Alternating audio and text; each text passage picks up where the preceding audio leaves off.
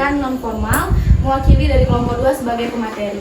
Nah, materi yang saya ambil sesuai request nih dari beberapa ibu-ibu mengenai adab bersosialisasi terhadap anak usia dini kepada orang tuanya, kepada lingkungan teman-temannya, terutama membentuk karakter religius juga nih ibu-ibu.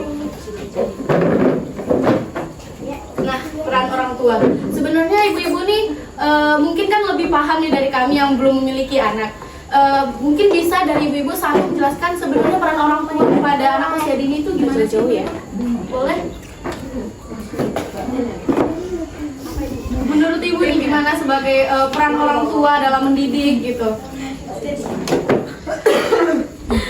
Mungkin dari beberapa teman-teman kami yang udah survei ke lapangan juga, terus tuh udah ke rumah ibu-ibu, udah cerita mungkin ya mengenai anaknya gimana. Di sini kan ibu-ibu pasti kemarin dicek ya sama teman-teman saya juga mengenai perkembangan adik-adik gitu ya.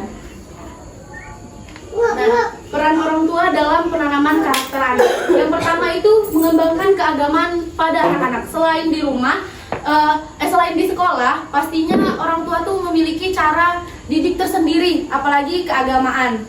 Ini semuanya ini muslim ya, Be ya. Jadi mungkin sama tuh cara didiknya kayak di sekolah, mungkin diajarkannya sebelum makan itu baca doa dulu, ataupun udah diajarin sholat bu anak-anaknya. Nah, jadi sepaham-pahamnya saya di sini sebagai pemateri, mungkin ibu-ibu yang sudah mengaplikasikan langsung, menerapkan langsung gimana cara penanaman keagamaan pada anak usia dini. Yang kedua itu membina dan membentuk pribadi anak. Seperti yang sudah dijelaskan oleh teman saya yang pertama itu tadi, masih sangkut paut tentang mental terus pribadi anak. Mungkin ada di sini ibu-ibu yang belum mengetahui sepenuhnya gimana anak-anaknya itu. Mungkin di rumah dia tuh terlihatnya kayak ceria gitu-gitu. Nggak tahu kita kalau misalnya di sekolah itu jadi anak yang pendiam, anak yang nggak bisa bersosialisasi dengan baik gitu. Jadi peran orang tua itu sangat penting dalam tumbuh kembang anak usia dini gitu. Kalau misalnya orang tuanya kayak ya udahlah kan udah ada pendidikan di sekolah gitu. Jadi di rumah yang saya tahu nggak cuma main, tidur, makan gitu. Jadi kan kurangnya pendampingan orang tua dalam tumbuh kembang anak itu tuh sangat berpengaruh gitu Bu untuk anak usia dini. Apalagi daya ingat anak usia dini itu masih sangat cepat gitu memorinya. Jadi apapun yang dia lihat, apapun dia yang pelajari itu tuh sangat melekat di otaknya gitu. Jadi sebagai orang tua pilih-pilihlah kata-kata dalam berucap, dalam bertindak, karena sesungguhnya anak usia dini itu adalah seseorang individu yang sangat cepat memfotokopi lah apapun yang dia lihat, apapun yang dia lihat, terus apapun yang orang tuanya lakukan gitu. Karena orang tua itu guru pertama mereka selain di sekolah. Nah, sebelumnya itu kalau misalnya di rumah, selain kan kalau di sekolah tuh mungkin ada tuh yang namanya belajar ngaji, terus tuh penanaman adab yang lainnya. Kalau di rumah ibu-ibu tuh nerapin nggak? Kalau misalnya baca dongeng sebelum tidur, gitu? Tapi kalau sebelum tidur bacain doa pasti diajarin ya Bu, gitu kan. Jadi kan anak-anak tuh ya seperti saya bilang tadi, dia tuh cepet mudah ingatnya gitu. Mungkin pernah diajarin kisah-kisah Nabi tuh mungkin di sekolah doang gitu ya.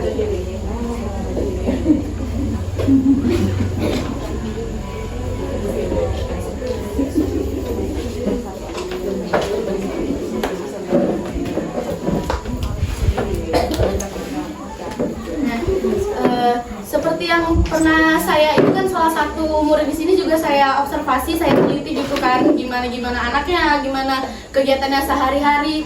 Itu si anak ini diajarin sama orang tuanya tuh kalau udah ada kayak tersusun gitu loh jadwalnya. Misal paginya dia sarapan selalu pakai baca doa dulu, di videoin terus sama orang tuanya gitu. Terus setiap karena dia tuh orangnya kurang suka belajar, jadi orang tuanya tuh alihkan kegiatan lain, misal membantu neneknya berkebun gitu. Mungkin di pemikiran kita, oh cuman berkebun, apa yang didapatin cuman berkebun dari anak usia dini. Tapi di sana tuh mereka tuh bisa nge-explore gitu. Oh gini ya bentuknya pohon secara nyata gitu. Oh gini ya bentuk buah ini, gini ya bentuk sayuran. Jadi tanpa kita sadari alam ini aja juga memberikan pengajaran ke anak usia dini gitu. Tanpa kalau misalnya cuman di sekolah doang terus di rumahnya cuman main, emang sih anak usia dini itu emang waktunya lagi bermain gitu.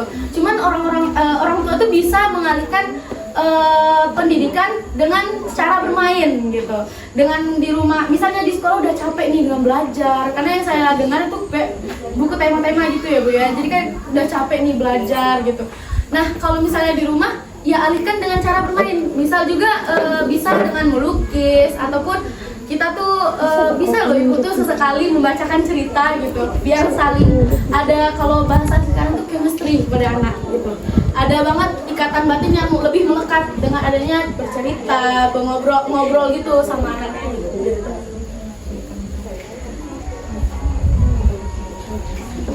Nah, coba juga mempergunakan mainan yang mengajarkan nilai agama seperti kuis Islami. Mungkin kalau di sekolah kan udah diterapin ya kayak gitu. Misal coba sebutin doa sebelum makan, coba sebutin doa keluar rumah gitu. Mungkin ibu-ibu juga bisa nerapin di rumah gitu, di tes gitu.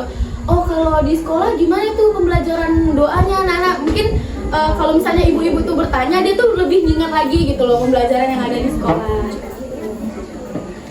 Nah, mungkin ibu-ibu di sini sebatas ini dulu materi yang saya bisa sampaikan. Mungkin kalau misalnya ibu-ibu tuh masih ingin mengetahui contoh alat-alat permainan yang edukatif mengenai penanaman religius, bisa nanti ditanyakan. Mungkin sekian dari saya. Wassalamualaikum warahmatullahi wabarakatuh. Waalaikumsalam warahmatullahi wabarakatuh. Ada yang mau bertanya, mau menanyakan hal yang disampaikan tadi? Boleh Bu? Ada Bu yang ingin ditanyakan? Kira-kira? Baiklah, mungkin kalau tidak kita akhiri dengan lafaz hamdalah. Alhamdulillahirrahmanirrahim.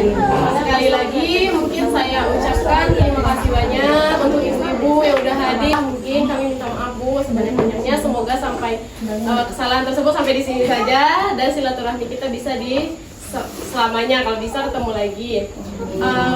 Mungkin itu aja. Sesudah saya tutup nanti kita foto dulu ya. Hima PNF,